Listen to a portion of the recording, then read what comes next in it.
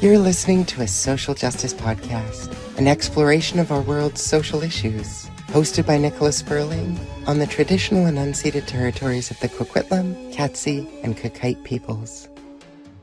Hello, this is the Social Justice Podcast, and I'm your host, Nicola Spurling. And today we have a bit of a different episode. There are a number of topics that I want to cover, and it all stems from the fact that this podcast is no longer hosted by the Flag Shop. I no longer work for the Flag Shop. There are a lot of details around this that I'll be able to share with you in this episode. There are also a lot of details that I'm not going to be able to share for a variety of reasons, and I apologize for being vague, but I need to protect myself, so I need to be careful about how I present this conversation. But I think that you, as the audience of this podcast, should receive as much transparency as I can provide you with. I'm going to talk about what happened to the Flag Shop, what happened to the staff of the Flag Shop, what is happening with my coloring book that I created for the Flag Shop, as well as the trans lesbian flag that I designed for the Flag Shop. I'm going to talk about what's next for me, and I'm also going to talk about what happens to this podcast, so please stay tuned for that. First of all, what happened with the Flag Shop? It's a bit of a complicated story, and I'll do my best to explain. So the Flag Shop is a franchise, and we have, I guess I can't say we anymore. The Flag Shop had a variety of franchises across the country, which, as far as I'm aware, are still operating. So please, if you live in one of those cities other than Vancouver that has a Flag Shop, check in with them directly to see if they're still operating, because I definitely don't want to cost them any business if they are still in business and they're trying to make a go of it. Maybe their name is going to change, maybe it won't. I don't know how that's all going to play out. So please check in with them directly and don't rely on me for that information. The owner of the Flag Shop reached out to me in 2021, early 2021, and offered me a job as their social justice ambassador. So this was a role that, on the surface, was intended to give back to community. It was intended to improve the image of the Flag Shop, to help the Flag Shop attract clients that were queer-focused, I guess you could say, pride organizations. When I first joined the company, they had recently lost a huge order for flags from a pride organization in the US because they didn't have a queer liaison person on staff. So I was going to partly fill that role. I was partly going to help out with reviewing policies related to EDI within the organization, which I did. I don't know if any of that feedback was taken on board, but I did a review of policies. I created policies. I had designed some artwork related to being a trans person and a lesbian in response to a lot of hate that I was receiving online about, well, you're trans, you can't call yourself a lesbian, things of that nature. So I created this artwork as just something for myself. The owner of the Flag Shop saw it and said, I want to turn that into a flag. That was how the trans lesbian flag came to be. So that was, I would say, my first real project with the Flag Shop. I was also asked to create artwork that was wrapped around the building. I don't know what's going to happen with that artwork. It's still there as of now, but I imagine when a new tenant comes into the Flag Shop's building, that's going to be taken down. I really don't know the order to say things. I guess it's kind of clear from this point that the Flag Shop is not in business. At least the head office that I worked for is not in business. I'm trying to get to explaining what not being in business looks like. I don't really know how to label that, so bear with me as I try to get there. I'm just trying to set the groundwork for sort of how I became involved to begin with. Another part of the equation is that I was asked to create a coloring book called a social justice coloring book. Every page of that coloring book was dedicated to a different social issue. And that was how the podcast ended up being formed. Once the coloring book was made, I had a conversation with the owner of the Flag Shop about what direction we wanted to head in next. And I said, well, I would love to do a podcast. That was how this came to be. The first season was addressing every social issue that was in that coloring book, and then we've expanded from there. So basically, to get to why all of that has fallen apart and why I'm still doing this podcast, there's a few steps that we're going to have to go through. And like I said, I don't really know how to properly explain this because there are a lot of unanswered questions of my own. I guess I can start with when we started to find out that things were falling apart in a way.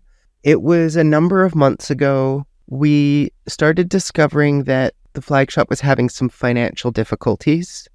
And this was something that was made clear to staff, although the details of that were not entirely clear. I was personally asked if I would be willing to accept a temporary layoff, I think it was, a temporary part-time layoff or something along those lines, essentially taking a huge reduction in the hours that I was working. And since this was my main job, that wasn't something that I could really agree to. So I didn't agree to that. I was of the mindset that I will either keep working in this position for however long it's able to sustain itself, if it is, or I will accept a layoff in full. And with that, obviously you can collect EI, which would help to support me in the meantime. I kind of expected at some point that I would receive notice that I was being laid off, but instead I was told one day that the doors of the flag shop were locked, that all of the items, the merchandise that the flag shop owned had been sold off to a competitor, that competitor's name being Flying Colors International, I believe. And basically it seemed like we didn't have jobs anymore. The difference, I guess, for me is that my job was always remote. It wasn't based out of the office. So while the locked doors potentially constituted a dismissal for the other staff members, for me, I was really unclear of what that meant. I tried reaching out to the owner of the flag shop, but I didn't get a response. I reached out to some of the other employees. They were similarly confused about everything that was going on. Everyone was scrambling to find lawyers, to contact employment standards, to basically figure out what do we do? Are we getting paid? How does this all work? Is the company going bankrupt? Was the company sold off? Honestly, I still don't have those answers. So I do know that I'm officially no longer employed. I think it was about a week and a half after the doors were locked. We actually got paid, but it was clear that that was the final payment that we would be receiving. So that was just our regular wages that were paid at that point. So we were then given an ROE, a record of employment, which is what is necessary to apply for EI. So for that week and a half, we were really unsure. Should we be applying for EI already? Are we getting an ROE? Will we get our final paycheck? We had no idea what was happening because the owner just wasn't responding and had removed all of us from social media, had blocked us on social media. We found out through other sources that the owner was in France. I don't know what we're supposed to do with that information. It looks like maybe they're trying to run away and not pay the staff what they're owed, or maybe just can't deal with the whole situation. I don't want to speculate too much on the motives for leaving for France and basically leaving us all high and dry trying to figure out what's going on, but it was definitely not appreciated. And I mean, part of the problem here is that the final wages is not everything that the employees are owed or feel entitled to or can receive compensation for. There are just a variety of ways that people can seek recourse. That could be by going to employment standards, by hiring a lawyer, going to small claims court. Right now, I can't talk too much about the specific actions that I'm taking or that other staff are taking, but there are actions being taken to try to receive compensation because there's things like outstanding vacation time. When I was laid off, I had something like 6 weeks of vacation time accumulated because I just hadn't really taken any vacations in the time that I was working for the company. There's also things like severance that are supposed to be paid. But obviously with the company being in financial difficulty, there are a series of obligations, a series of people that need to be paid or entities that need to be paid, and there's priority for that. My understanding of something like bankruptcy is that all the employee wages get paid first, and then all of the creditors get paid, and then things like severance and vacation get paid after that. And I could be wrong. That's just my understanding at this point. But as far as I'm aware, there have been no bankruptcy filings at this point. So the company technically hasn't gone bankrupt. There was also speculation that the company was going to be sold to this competitor, Flying Colours International. But as far as I'm aware, that fell through and that never happened either. So that's kind of why I'm struggling to figure out how to explain the situation that the business is in and that we're in, because we don't know the status of the business at the moment. And like I said, it sounds like the franchisors are still operating under the Flagshop name. I don't know how they have the rights to do that or for how long or how that's going to all play out. Anyway, I think that probably gives you a good enough summary of sort of what happened and where we are. So I want to talk about some of the projects that I was involved in that were, I guess you could say, bigger than the Flagshop, and what that is going to look like now, because some of that will carry on in some way. Some of it might not. Some of it I don't have the answers to. So to begin with, I want to talk about the Social Justice Coloring Book. That book was intended to generate awareness and generate money for Sage Community Food Bank. My whole goal with creating that was to educate the public around social issues, have people take this book, color in the pages, and in the process of doing that, spending hours coloring, reflect on the issue that is being portrayed on each page. That is something I believe in. I am very proud of that book. And that book was created while I was an employee of the Flagshop. So the rights to that book are, as far as I'm aware, owned by the Flagshop, and they have a contract with Transgender Publishing. They're willing to work with me on this, but I don't know what the future of that book looks like. I don't know if the owner of the Flagshop is going to continue to try to make a profit off of that book, because as far as I'm aware, Sage Community Food Bank didn't receive the funds that they were supposed to have received from the company. And I feel absolutely awful that that happened. There are copies at some local bookstores. It is still for sale on Amazon. If you purchase it, you will get the book, but I don't know where your money will go. So do with that information what you will. The other thing I want to talk about is the trans lesbian flag, which had a similar, albeit different, contract in place for it. That flag, because it was designed by me outside of working for the Flagshop, that is not necessarily owned by the Flagshop in the same way.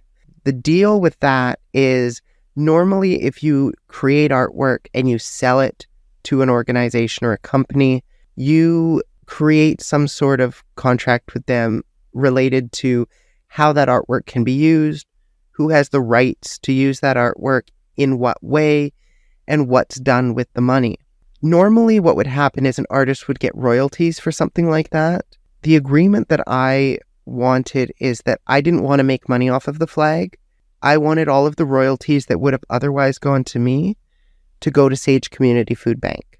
And again, I'm not aware that any of that money actually made it to Sage.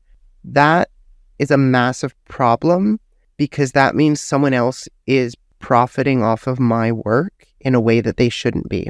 That problem continues to exist even though the flag shop doesn't own the trans lesbian flag anymore, or at least the physical copies of it. I don't know how that's all going to play out with regard to the rights to create the trans lesbian flag and sell it, but the physical copies that were printed, and I believe 1,000 copies of that flag were printed, those were all at the flag shop at the time that the locks were changed and the merchandise was sold off to Flying Colours International. So Flying Colours now owns all of those physical copies of the flag that I designed, and I don't have a contract with them. I reached out to them about a month ago and I said, here's the situation. I had an agreement in place that all of the profits from this flag are supposed to go to Sage Community Food Bank, because again, it wasn't just the fact that whatever royalties I should have received are going to Sage, it was that the flag shop wasn't intending to make a profit off of it either. You can go and look at various social media posts. I've screenshotted those just in case I need that for reference later. On those flag shop social media accounts, it was advertised in that way. But I contacted them. They said, we don't have the capacity to deal with this right now. Contact us again in a month. Later this week, I have in my calendar to contact them again and to find out what's happening. I'm not the only artist in this position. Every other artist that I'm aware of who's in this position, I've reached out to. I've given them the information that I have. I've told them who they can contact at Flying Colours International or FCI, and they are, I guess, doing with that information whatever they need to do with that information. So if you see the trans lesbian flag for sale outside of FCI, I would appreciate it if you reached out to me to let me know, because that shouldn't happen. If you see that flag for sale from FCI, I would highly encourage you to ask them where the proceeds from that flag are going, especially if you're purchasing that flag. I want to make sure that that money gets in the proper hands of Sage Community Food Bank. They deserve that. That was always my intention, to support them through my artwork. If that's not happening, that absolutely breaks my heart. Now, what is next for me? I don't really know at this point. I haven't gotten my first EI check yet, but I have applied for EI. So I'm in the process of trying to find the next path. I don't know if that means trying to ramp up my construction company, which is something that I've done in the past. That's a difficult thing for me to do. I can do the management side of things. I can do permit applications, drafting, things of that nature, but that's not where the primary income from that business has been in the past. My primary business was doing hands-on construction work at different construction sites. The reason I say that that's difficult is I have bad shoulders.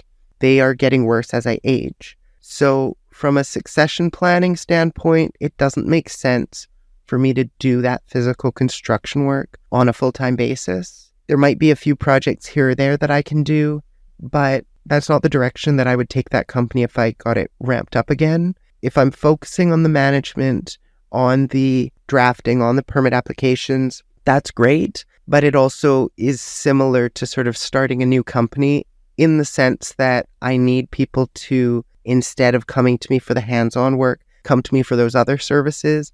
I need to advertise that. There's a lot of ramping up, and so it's not something where I can immediately start making good money doing that. The other option is I find another job. I'm certainly open to doing that as well. I just don't necessarily know what that job looks like, because I've worked as a project coordinator and a project manager in the construction field in the past. I like that work, and maybe that's work that I'll do again. I also have spent the last 3 years doing social justice advocacy work, working as a social justice ambassador. That's not a common job among other companies. So while it does exist, that's potentially a difficult path to follow. There's also different variations of that I could look into if my goal is to do a lot of this sort of advocacy work, and helping nonprofits is a big part of my life. I sit on a variety of boards. I've been doing that for going on, I think, a decade at this point. And that's something I'm really passionate about, but it's all volunteer work. It doesn't pay the bills. So maybe the path is that I need to find some kind of management job within a nonprofit organization so I can fulfill my need to make money and also my desire to do that type of work. I might have to restructure my life in some ways because the work I was doing at the flag shop was very flexible, and that allowed me to do a lot of the volunteer work that I do with meetings in the middle of the day on a weekday. If I get a 9-to-5 Monday to Friday job, that no longer becomes a reality, or it just becomes very difficult to sort of fulfill those obligations.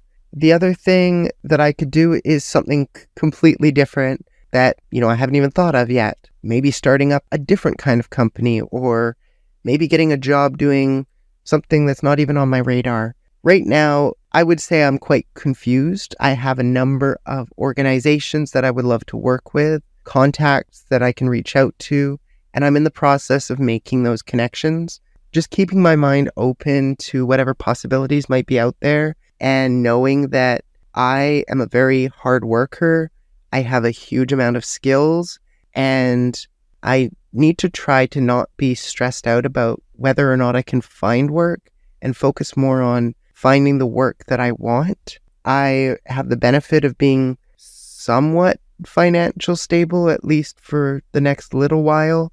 I can hopefully take a little bit of time with this and try to make sure I land in the right spot. At the same time, as a trans woman, there's always this fear of not being able to find work because I've been in that position. I was outed nationally when I ran for election in 2017. And from that point on, it became almost impossible for me to find work, at least through traditional means, sending in a resume to a business, because I guess they were Googling my name and finding out that I'm trans, or finding out that I'm associated with the BC Green Party, or something that they didn't like, because my success rate plummeted. I did the math on this. So I used to get one interview for every 2 resumes that I sent out. And for every 2 interviews that I did, I would get 1 job offer. After I was outed, that dropped to 1 interview for every 200 resumes that I sent out. And out of all the interviews that I did through those means, I never once got a job offer. That's something I have to be really conscious of, because it's really disheartening to put that much effort into something that doesn't have any success. And I hope the world has changed, that maybe I have new places that I can apply to that I can be assured would be more accepting. It's just a bit nerve-wracking to be in that situation. So I don't want to get into a place where I'm running low on money and I'm getting desperate and I accept a job that isn't a good fit, that doesn't treat me well, because I've been in that position way too many times in my life. Coming back to that running for election in 2017 piece, I ran for election in 2020. I ran for municipal election in 2018. And I'm going to be running for election again this year. I'm going to be a BC Green Party candidate in this upcoming election in October of this year. And that's going to occupy a huge amount of my time between now and then. So that's another factor to consider in all of this, is that while I'm looking for work, I have to have an understanding that this election campaign is going to be a challenging thing to work around. So if a job says, hey, can you work 9 to 5 for us? And then I have to say, sure, for the next few weeks, but then I have to take a month off. That's not a great look. So I need to be really upfront that this is something that I'm doing. And if an employer is interested in working with me around that, that's fantastic. If not, I don't want to burn that bridge too early or at all. Best case scenario, I also get elected, right? And then I have a job, and it's a job that I would be really passionate about. That adds a whole layer of uncertainty into the equation. The other piece of uncertainty is earlier this year, I bought tickets to Thailand and Vietnam for late October into early November. I don't want to cancel that trip. I don't think we bought refundable tickets, so I don't even think I can cancel that trip. Obviously, if I get elected, that might be a whole thing. And I mean, a great problem to have, to be honest. But if I don't, that'll be a great way to unwind after an election campaign. So one way or another, I'm not too worried about the trip aspect. But again, it throws uncertainty into the equation of potentially finding a job, right? I don't know a lot of things at this point. And this podcast doesn't need to be a situation of me going too in depth into that whole situation. That'll resolve itself however it resolves itself, and that's for the future to figure out. The last thing that I want to touch on is what happens to this podcast. I was getting paid to create this podcast for quite a while. I'm no longer going to be paid to make this podcast. That means I have to limit the amount of energy that I put into it. At the same time, I don't want this podcast to end. I love having these conversations, sharing wonderful discussions with really interesting people about social issues, because I think it's really important to have these conversations. I don't see other people doing it. So I think I'm filling a gap in the podcast sphere, market, whatever you want to call it. And I want to keep doing that. And I'm going to keep doing that. The owner of the flag shop does not want to keep this podcast. I've received texts. This was prior to the owner running off to France and not communicating with anyone. But I received communication that the website would be transferred to me. Basically, everything related to this would be transferred to me. All of the social media platforms are under my control. I've put the episodes on my personal website, so whether I get access to the Fabulously Queer website where it has been hosted or not, there will be a website where people can access those episodes. It's not going to be quite as professional because I'm not a website designer, but they will exist in some capacity. If any of you are website designers, and I wouldn't be able to pay you because this is entirely volunteer, but if you want to help make sure this podcast continues on and is as good as it can be, and you'd like to help with making this website look better or fulfilling some other role that you think would be valuable, I would love to hear from you. Please reach out to me. I will continue to post on social media as much as I can.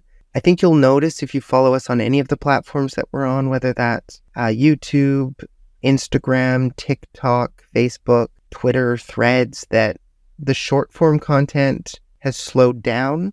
That was at least an hour a day that I was putting into that, and I simply don't have that time.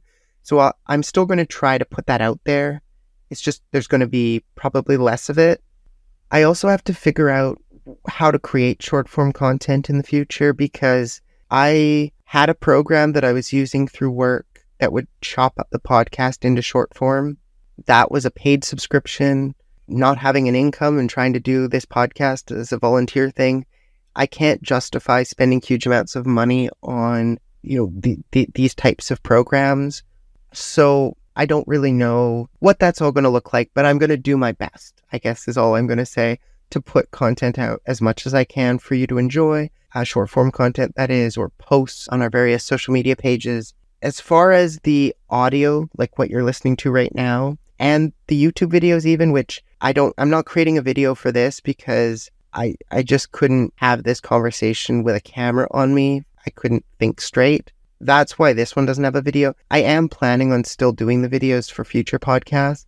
They'll probably be hosted in my living room. I have a nice art wall there that I can put behind me as a backdrop. I will have guests, not so much in person, although that might happen, but I'll have guests virtually joining me. That's how I'm going to proceed for now. I don't think from a listener perspective, you're going to notice very much difference. I'm going to do my best to make sure you don't notice the difference. So please rest assured that if this is a podcast that you enjoy and you're looking forward to new episodes, they're coming and they're going to be just as good as the previous ones, if not better, because I'm still always trying to improve. I don't really know how to wrap this up. I think I've gone over all of the points that I think are important for you to know, that are relevant to you as a listener and as someone who has seen this podcast associated with the flag shop name. You might notice branding differences. There might be things that take a while to switch over. For instance, I changed the graphic for the podcast in the app that hosts the podcast, but it seems as though it hasn't updated on all of the other podcast sites. So you may still find instances where the flag shop's name is mentioned. I'm just doing my best to make that transition with the very limited amount of time that I have at the moment.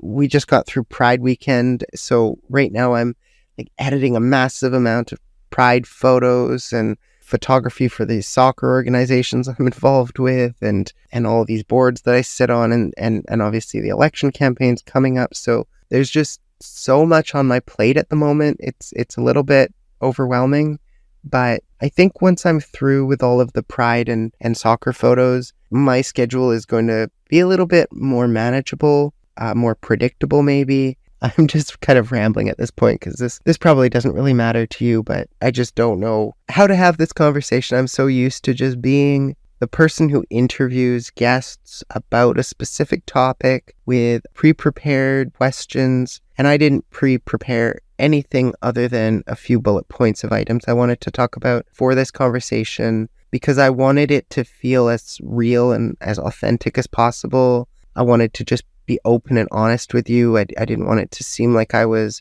reading a script. Even if I were to write a script, I have no idea what I would do with that. Anyway, so let me just stop right there, stop rambling, let you know again that I appreciate all of you as an audience.